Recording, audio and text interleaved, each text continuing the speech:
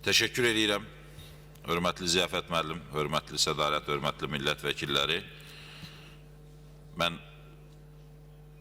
ilk növbədə bütün Milli Məclisin xanımlarını 8 mart Beynəlxalq Qadınlar Günü münasibətilə təbrik edirəm və onların timsalında bütün Azərbaycan xanımlarını təbrik edirəm. Hər birinə uzun ömür, can sağlığı, işlərində müvəffəqiyyətlər, ailə saadət arzulayıram.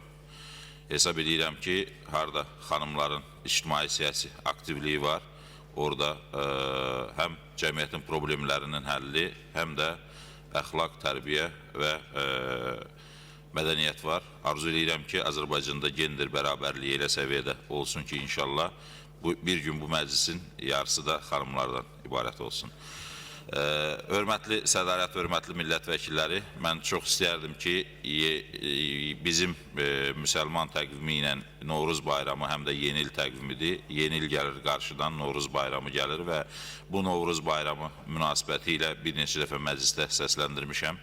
Mən çox istərdim ki, amnistiya aktı ilə Milli Məclis çıxış etsin və Azərbaycanda bugün həbsdə olan xeyli insan Novruz bayramını öz evində qarşılasın, öz evində bu yeni ili Novruz bayramını ailəsi ilə, doğmaları ilə bir yerdə keçirsin və güman edirəm ki, bu həm Milli Məclis üçün, həm cəmiyyətimiz üçün yeni bir əhval-ruhiyyə, yeni bir stimul yaradar və güman edirəm ki, həm 2 aprel aksiyası zamanı tutulanlar, həm Bəxtiyar Hacıyev, həm digərləri bu kateqoriyadan aid olunan amnistiyaya şamil olunacaq və güman edirəm ki, həm də 2012-ci ilin may ayında keçiriləcək Eurovision nəticə itibarilə Azərbaycanda dünya dövlətlərinin, xüsusən Avropa ölkələrinin hamısının iştirakını nəzərdə tutur. Bu da ölkəmiz üçün ciddi bir tədbirdir. Bu tədbir öncəsi də hesab edirəm ki,